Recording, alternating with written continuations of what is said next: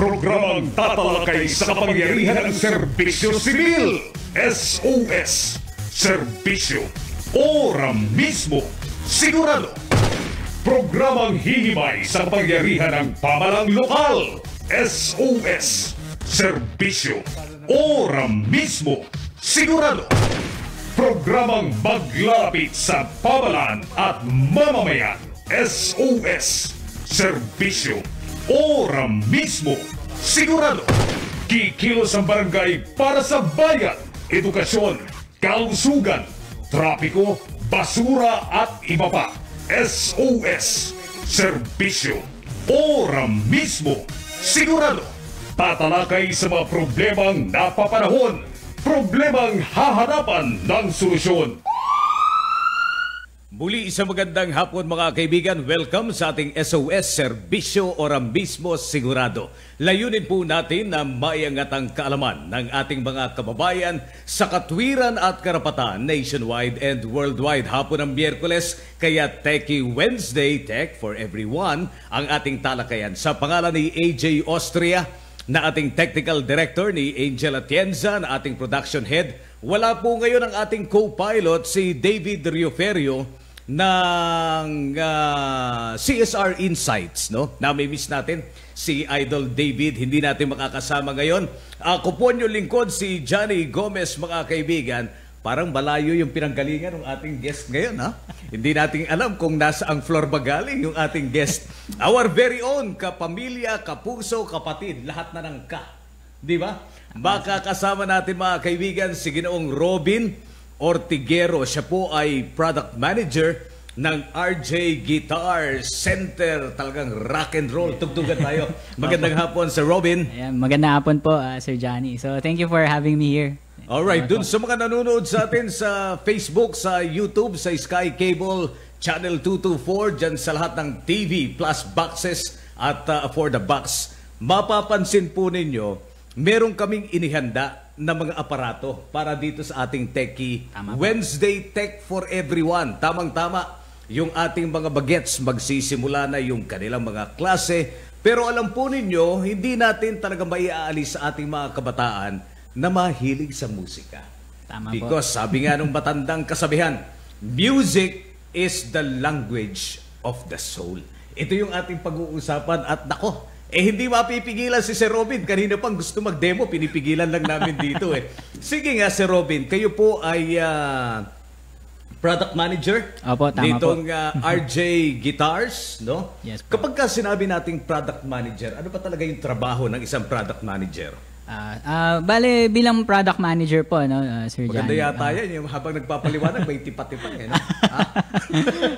Bale, sige. po, kapag ka po, bilang isa pong product manager, ito po, ang trabaho ko po mag-develop po mga bagong produkto na gusto po natin ibenta para sa mga market po natin sa RJ Guitar Center. So, ayun po, ako po ay yung in charge doon po sa pag-develop ng mga luma po nating mga produkto na medyo kailangan nating i-tweak para gumanda palalo. At saka mag-develop po ng mga bagong produkto, i-manage po kung paano sila magiging itsura nila sa tindahan. Ganyan po. So, ayun po ang trabaho. Kasama rin ba yung ads and promo sa product manager na position? Sa katunayan, hindi naman po. Yung ganyan. Pero bilang product manager, gusto po natin talaga maibigay ng tama yung yung produkto natin sa mga tao. Kaya talagang ginagawa ko na rin po ng paraan. So kaya nandito rin po ako bilang bahagi na rin po ng marketing ng mga produkto po namin. So, alright, doon sa mga nanonood sa atin, meron kayong nakikitang mga aparato, no? Dito po sa aming announcers booth, dito sa ating table. Pasensya na, bukod sa hindi ako techie, hindi ako musician. Kaya hindi ko alam yung mga tawag eh. Sige nga, bigyan mo kami ng idea, Sir Robin. Ano ba itong mga aparato na narito sa atin ngayon? Okay, so ayun po, magandang hapon po ulit sa inyo lahat. Bale, nakikita po natin dito ngayon, pag-usapan po natin yung tinatawag natin na electric guitar amplifiers. Okay. Ayun po. So, as the name implies, ang trabaho po na ginagawa ng isang guitar amplifier magpatunog ng gitara. So, ito po, makikita po ninyo, hawak ko ngayon, isang RJ guitar. Wow. So, electric guitar. Okay. Na atin pong dinisenyo. So, Ngayon po, itong electric guitar... Ito rin ba yung maiuuwi ko mamaya after the program? Pag-usapan daw po natin, sabi ni... sabi ni Chairman. Sabi ni Chairman. Okay, sige. So, ayun po. Itong electric guitar, pagka po... ganito lang siya mabibili, yung electric guitar. So, ganyan. So, kapag ka ganito po yung electric guitar, nakita nyo, wala siyang tunog. May tunog siya, pero ginagamit ito sa mga entablado, ganun po. Ngayon, sa pamagitan po nung guitar amplifier, katulad po nito, itong hawak po natin, magkakaroon po siya ng malakas na tunog. Oh, wow! Ayan po. So, ayan. Ayan ang... Teka muna, may tanong ako. Nung araw, kapag sinabi mong amplifier, ito yung pagkalaki-laking mga boxes, no? Opo. Lalo tigit kapag yung mga outdoor concerts, ginagamitan talaga natin ang mga parang boom na tinatawag. Opo. Pero itong maliit na amplifier na ito, ang lakas rin ng tunog. Tama po. Ito ba'y pang-indoor lang o pwede rin siyang siguro sa mga hindi naman talaga kalakihang hallway o outdoor, pero may capacity ba siya talaga na ilabas yung ganda at galing ng isang gitara? Sige po, dahil nandito na rin po tayo, pag-usapan po natin kung ano nga ba itong device na ito na hawak natin. So, ito po na makikita po ninyo. Very handy Portable. Portable. Ang tawag po sa kanya, ito po yung Spark Amplifier from Positive Grid. Spark Mini. So, Mini. Ngayon po, normally ang mga guitar amplifiers po, mga malalaki po talaga. Yes. Ngayon, kasi bilang isang musician, hindi naman po tayo magsisimula sa malalaki kagad, malalakas. Lalo kung beginner po tayo. So ngayon, dahil po sa modern technology po natin ngayon, nakapag-develop po tayo ng isang guitar amplifier na designed po para sa mga beginner at gusto matuto ng gitara at mag-practice lang. So pwede pong mag-practice dito sa maliit na amplifier na ito. At actually, sir, ito po ay battery operated. Rechargeable siya. So pwede niyo po siyang dalhin kahit saan, mag-practice kahit saan. Ito ba yung malalaking baterya pa? Hindi naman, sir. Or baterya ng sasakyan? Hindi naman na tayo abot sa Motolite. Oy, nababanggit namin yung for purposes of discussion. Discussion. We are in no way trying to discredit any company. Wala po. Nababanggit lang po. Nababanggit lang po. Ayan. So, ayan. Spark Mini Amplifier, it runs on lithium-ion batteries. So, mga maliliit na baterya lang to. Katulad ng baterya ng cellphone. Yes. Lithium-ion din po yan. So, ayan. Ngayon, ang Spark Amplifier po ay kilala po sa katunayan dahil ito po ay isa sa mga una na smart amplifiers. Ang smart amplifier, ibig sabihin po nito, bukod dun sa kapangyarihan niya na magpalakas ng tunog, kaya niya rin po na magkaroon ng iba pang features kagaya ng magkaroon ng sariling effects. Oh, wow. At saka, ito pong bago rito, ang Spark Amplifier ay nakokonekta po sa app, sa application. Using Bluetooth. Using Bluetooth technology. So, pwedeng yung command mo, imbis na ima-manual mo, through the mobile phone. Pwede pong through the mobile phone. So, you can check it out. Ang Spark Amplifier app sa Google Play Store o saan po na pwede nyo makita. Teka, ang maganda rito, distributed by RJ Guitar Center ito, ha? Opo. So, lahat ng outlet natin, meron yan? Sa lahat po ng RJ Guitar Center store nationwide at sa Shopee at Lazada. Pwede rin? Pwede rin po. Magkano yung ganyan? Ngayon po, sige, para makita natin. Ko na ito. Ay, narito si Idol Herol. May tagabayad tayo. So, ayan. Sige, magkano daw yan? Bumubunot na ng checkbook Ang meron ako, Idol, calling card. Hindi yata pwede, ano? Sige, magkano ito? Pero available po sa RJ Guitar Centers, all branches. Available rin dun sa mga shopping apps. Po, sa shopping apps at sa Shopee at Lazada. Add to cart kayo. Add to cart na po. Sige. Saan mo hinahanap? Sa Lazada? Ayan, hanapin natin sa Lazada para po makita natin ang link sa Spark Mini. Itong kagandahan kapag may gadget ka, no? Napaka-accessible na mga information. And so mabibili po ninyo ito sa halagang 13,999. Okay. So ayun po. Dahil sa katunayan po sa ganung presyo ang mabibili niyo pa lang po guitar effects. Wala pang amplifier 'yon. Pero dito dito sir, amplifier na may effects ka pa. Tapos konektado pa po siya sa sa application sa cellphone. Pwede ka pang mag 0% dyan kapag kagamit ang credit cards, hindi ba? Opo. Sa ganung halaga, pwede po. 13,000. Oh. Opo. So, ayun. Ngayon, ito pong application, isa po sa mga bago rito. Okay. Suportado po siya ng lahat ng iba pang user ng Spark amplifier at ng Pero application. teka, bundle ba yan? Kapag bumili ka niyan, pwede mong ma-download yung Spark app o... Sa katunayan po, kahit Standalone? wala ka ng Spark app, Spark amplifier, kahit wala ka nito, da-download mo ng libre. download using Google Play Store. and yung sa Apple, no? Apo, Okay, at Apple, sige. ayan po. Alright. Ngayon, isang magandang feature nga po nito ay pwede nyo pong ma-access ang lahat ng tones at mga preset effects na ginagawa po ng iba pang user ng Spark. Kung hindi ba merong mga parang mga gig sa mga bars, no?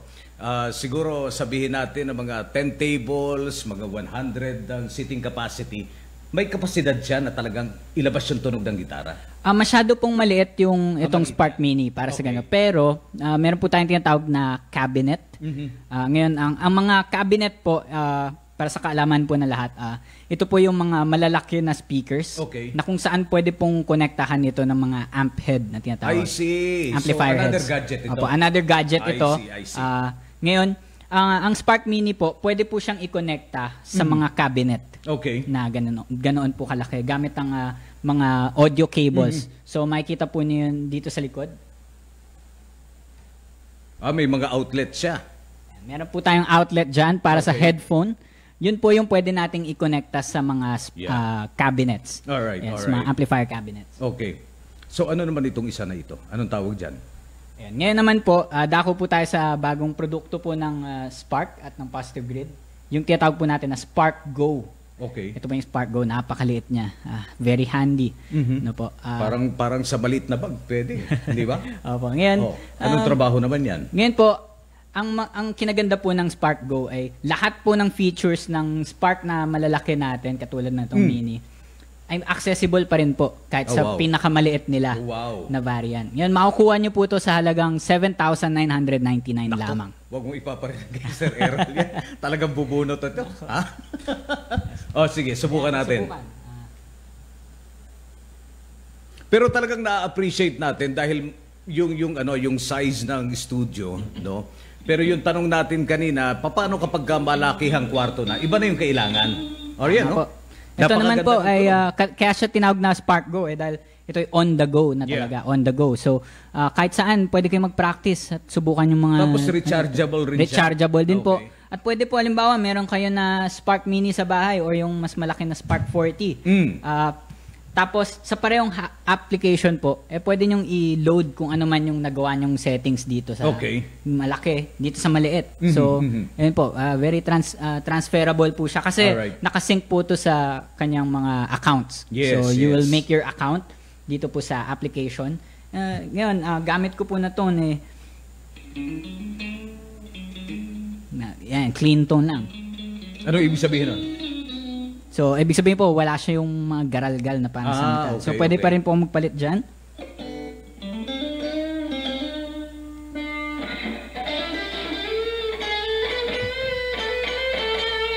Ayan po. So, mga effects na yan? Opo, mga effects po. Sa mga normal po na mga guitar amplifier, hindi nyo po ito makukuha. Yung mga ganyang mga tunog. Kasi kailangan nyo po talaga yung guitar effects sa tinatawag. Kasi ang mga guitar amplifiers po talaga, yung ginagawa na po nila is magpalakas ng tunog ng electric guitar. Okay. But ayun po, with smart amplifier like this Spark, ayun po, magagawa nyo po lahat ng tunog na kailangan nyo na ito lang yung ginastos nyo, bibili lang kayo ng amplifier. Tapos nandun na lahat ng tunog gusto nyo.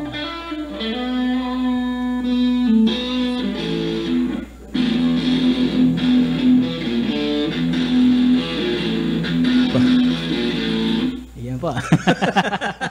Hindi ba yung mga rakista ganyan? Ayan po. So, oy, kaibigan natin, baka nanonood si Red ng Greyhounds, pare ko bumili ka na ng gitara sa RJ Guitar Center. Tapos yung kaibigan kong drummer sa Chikusay. Minsan papuntahin nga natin dito, no? Yung mga kaibigan natin na yan. Sige. Ayan po. So, ayan po ang Spark amplifiers, smart amplifiers. Pareho tong available sa RJ Guitar Centers. At sa amin nyo lang po yan mabibili sa ngayon. Tayo sa lang Pilipinas. Tayo lang po distributor. Banggitin muna natin, saan nila makikita ang RJ Guitar Centers? So, ang RJ Guitar Center po, meron po tayong 10 na stores sa buong Manila at hanggang sa, actually, ang pinakamalayo natin ay sa Lipa, Batangas. Sa Batangas. Opo. Okay. Ayan po. Sa mga malls, no? Sa mga malls po ito. Opo. Makikita yan. Makikita. Alright. You can check out our social media pages, RJ Guitar Center, PH, sa Facebook. Meron din po kaming YouTube at also sa TikTok. Meron din po. At sa Instagram. Kapag ka nagawin kayo ng RJ Guitar Center, hindi lamang itong mga produkto na dinedemo sa atin, ha? Ni si Robin ang inyong makikita. All kinds of guitars, tapos yung mga drums and accessories, no? Wala tayong yung mga keyboard, meron na rin ba? Meron pa rin po, mga keyboards. Okay. So, lahat po ng kailangan nyo pagdating sa musika, punta lang po kayo sa RJ Guitar Center. Alam po ninyo, kaya natin inimbitahan si Robin. Sabi ko nga kanina, since na malapit nang magsimula yung ating paaralan, pero sa mga pribadong eskwelahan nagsimula na, no?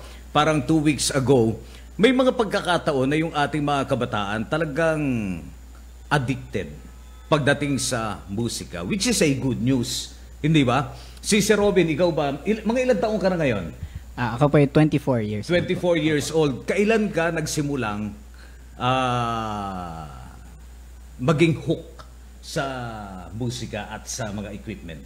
Siguro po, actually, eksakto po, kalahati na ng buhay ko. 12 po ako noon. Opo, 12 years old. Opo. Bakit? Saan kanino ka kumuha ng motivation? Bakit ka nagkaroon ng interest sa musika? Actually, nagsimula po yan, sir, nung sa tatay ko. Kasi yung tatay ko po, vokalista siya dati ng banda. Okay. Tumutugtog sa mga bar. Yung mga tito ko, bukal rin ng barangay eh.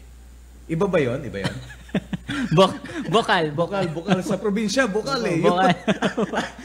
Sa Bulacan, maraming bukal. Yung tatay mo ay bukalista. Opo, bukalista po. Tapos, professional band? sa mga bar lang talaga. Okay, so kumakanta, ibig sabihin soloista rin, Opo, nagsosolo din. Ayan, tapos, so ano yung paboritong genre ni Erpat? Rock po talaga. Opo, especially mga 80s, ganyan, Queen.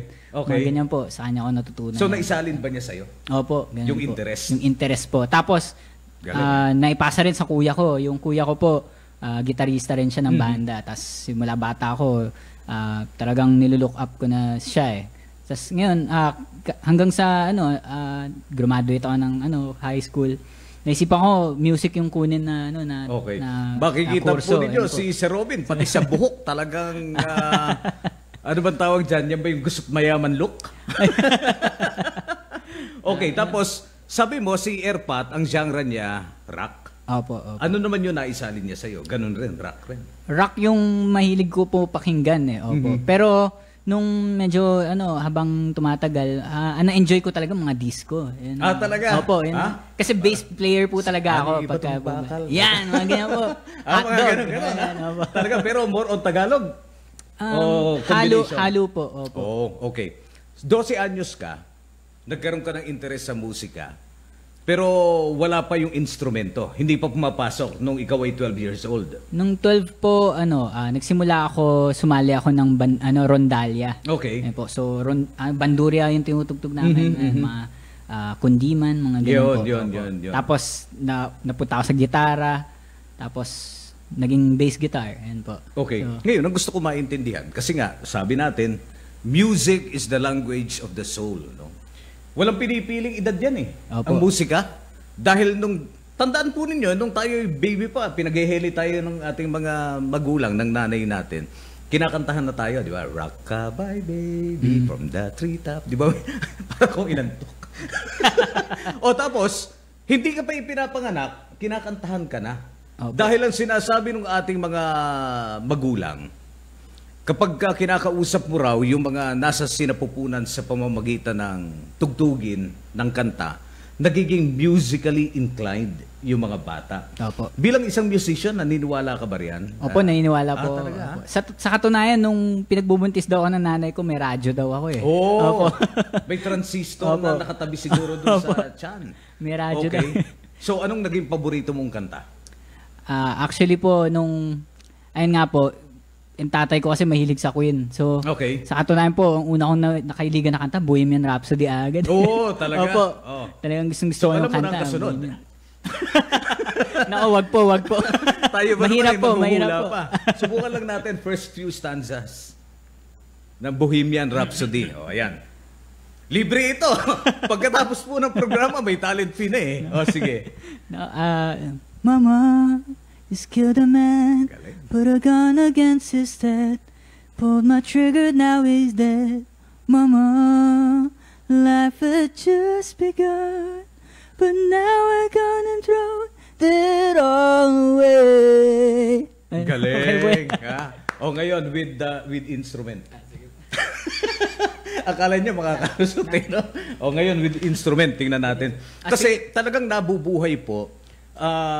Yung galing sa pagkanta ni Sir, hindi mo matatawaran. Pero mas higit natin pong mararamdaman the spirit behind the song, the story behind the song. Hindi ba? Kapag accompanied by an instrument. Sige, silipin natin. Pakinggan po natin, mga kaibigan.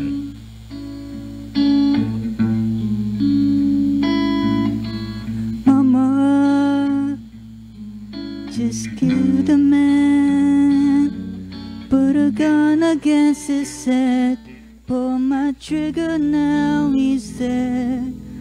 Mama, life had just begun, but now we're gonna throw it all away. Okay na po siguro yun. Maraming salamat po. Abangan ko yung binubuhat yung mic stand. Alright, ang galing.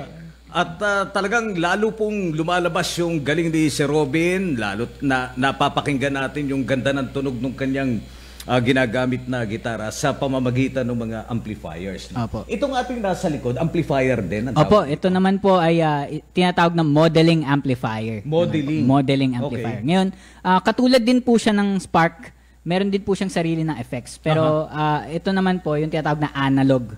Ngayon, bilang analog, hindi siya digital. Hindi siya yung konektado sa mga circuit board na komplikado. Ganyan po. Hindi rin siya pwedeng hindi naman ng application. Opo. Pero ito naman pong amplifier na ito, pwedeng gamitin sa mga gig po ito. I see. Opo. Okay. So, this one is what we call the RJ Chameleon amplifier. 30 watts. 30 watts. Magkano yung ganyan? So ito naman po, makukuha nito for 9,999. Mura lang. Opo. Mura lang. 9,999. So ayan po, ang RJ Pero Chameleon. ang bato niyan, compared to the compact na mga amplifiers, paano? Mas malakas ba ito? In terms mas of volume? malakas po talaga siya yung ganitong amplifier. At saka, alam nyo po, ito ang pinakamura na modeling amplifier ngayon sa Pilipinas. At ito po ay design po namin sa RJ Guitars. This is an original design of RJ amplifiers. Yan po. Kung makikita po ninyo sa likuran nito, you can check out our social media pages and Shopee and Lazada listing for more info. Lahat po ng effects pwede nyong subukan dito. So, pwede na subukan para marinig natin. So, halimbawa po gusto ko ng rakrakan, pwede akong maglagay ng distortion. Pakinggan natin.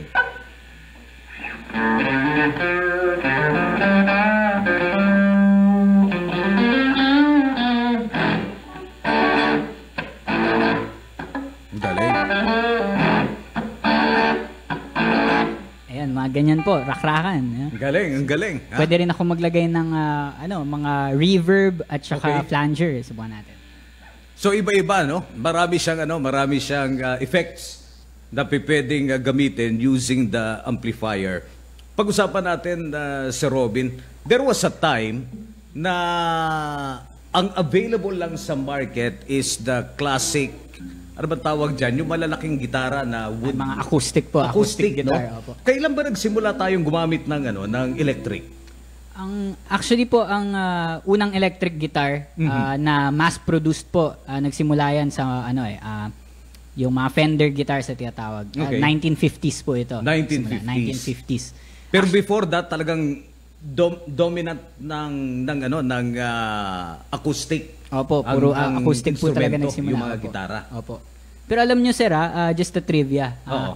isa sa mga unang banda na nagsimula namin naka-electric guitar dito sa Pilipinas, yung RJ and the Riot. Oh, yes, yan yes. sila po talaga. Definitely. Kaya kung ako ang tatanungin niyo po sa Pilipinas kung sinong pinaka-credible na nakakaalam ng history ng gitara po, it's RJ Guitar Center po talaga kasi we started the guitar industry in the Philippines. RJ Guitars. Kaya napakaganda, no? Kung kayo'y may interest sa mga musical instrument, wala na kayong ibang pupuntahan kundi yung original. Original. Diba? At hanggang sa ngayon, pinapractice ng aming chairman. Ginagamit niya yung mga instrumento na ito para hindi lang ipakita sa inyo kung gaano kagaling, kung hindi para iparamdam sa ating mga kababayan na pwede kayong bumili ng affordable na mga acoustic at mga ano man tawag dito, itong mga amplifiers na distributed by RJ Guitar Center. Yes po. So, paano yung transition from the acoustic to the electric? Actually po, malaki po yung yung difference po. Una sa lahat yung kung paano ginagawa yung sound. Okay. Po. So, para po sa kaalaman ng lahat, ang acoustic guitar po, yung ginagawa po niyang teknolohiya is yung kwerdas po, yung strings ng gitara. Nagva-vibrate po siya, tapos vina-vibrate niya yung hangin sa loob ng gitara. Kaya kung napansin niyo po yung acoustic guitar, para po siyang kahon na may butas. Yes. Po. So doon din po sa butas lumalabas yung tunog. Oh, okay. Nung yung hangin po so, na parang nagba-vibrate. meron siyang mini ampli. Opo, parang may ganun po. speaker at the same time. Opo. Okay. Yung ginagaya po na itsura ng isang acoustic guitar na gano'n, yung katawan, parang yung kwarto. So halimbawa po, ito ay isang kwarto. Kapag nagsalita ka, bumabangga sa mga sa mga pader yung tunog. So lumalakas siya lalo. Ganon din po sa acoustic guitar. Okay. Yan po. Ngayon, ang electric guitar naman po, katulad dito, istabi mo na. Ito pong electric guitar, iba naman po ang siyensya na ginagamit dito, teknolohiya. Ngayon, ang ginagawa naman po nito, dahil gawa sa steel o metal, itong mga kwerdas ng isang electric guitar, para ma-pick up yung sound po nito, ay meron siyang mga magnet dito. So, ayan po, kung makikita po ninyo sa screen, bawat isang kwerdas po, mayroong isang magnet na katuwang. Yun po, ang ginagawa niyan, kung maalala nyo po sa science natin, yung tinatawag na electromagnetic induction. Yun, kapag ka po makinig kayo, may exam tayo mamaya pagkatapos nito. Science na po. So, ayan, ang mga magnet, kapag ka nakaka-detect ng mga gumagalaw na metal, napipick up niya po ito as electrical signals. Ngayon, yung electrical signals na yon dumadaan po dito sa output na tinatawag. Audio output, papunta sa kable. Ngayon, yung kable naman po, yung electrical signal na yun, pinapasa niya papunta sa amplifier. Ayun. Po. Ito ngayon, ang receiver. Opo, ito naman po ang receiver nung kung anumang vibrations yung ginagawa sa mga string. So, hindi interchangeable yan, yung string ng electric, hindi mo pwedeng gamitin sa acoustic. Tama ba yun? Pwede pa rin naman po. Pwede rin. Opo, pwede pa rin naman po. Although, magkaiba po ng disenyo kasi yung mga ganitong gitara. Halimbawa po, mas maraming metal para sa mga electric guitar strings. Ngayon sa mga acoustic kasi minsan hinahaluan nila ng tanso. Ayan po, mga ganun para mas protektado. Ayan po. Ngayon, ang ginagawa naman po ng amplifier, yung electrical signal naman po na yun, kino-convert niya into sound. Papunta naman sa speaker. Tapos, ayan na po yung naririnig natin.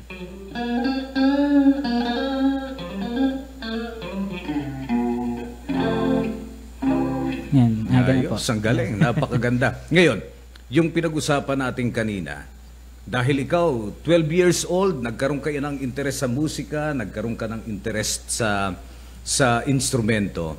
Hindi problema ng pamilya dahil si daddy ay isang musician. Opo. Di ba?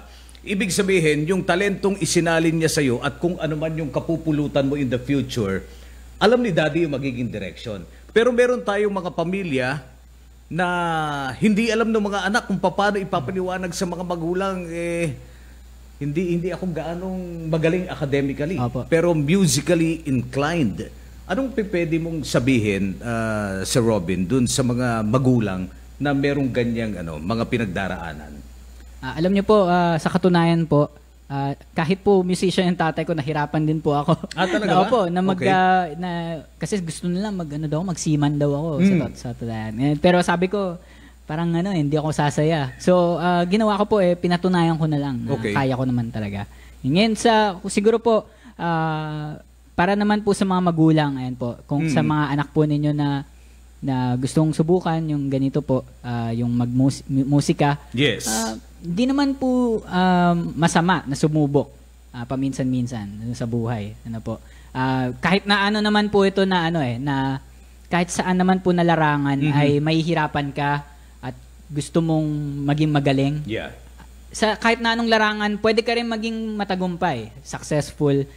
So ayun po. So kung ako po yung tatanungin nyo, doon na ako sa gusto kong gawin. Kaysa pumalpak ako sa hindi ko namang gusto. Katulad yan, sabi ni Sir Robin kanina, 30 minutes lang daw siya magpapa-interview.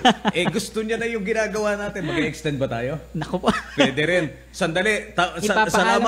Salamat Sir Milo, no? Na binigyan tayo ng additional information. Ayan. Ang ating RJ Jacinto ay Chairman Emeritus ng ating mga kumpanya dito po sa RJ. Magbabalik po ang SOS, ang ating Techie Wednesday, Tech for Everyone, kasama ang ating nag-iisang product manager ng RJ Guitar Center, Robin Ortiguero. Makalipas po ang ilang paalala.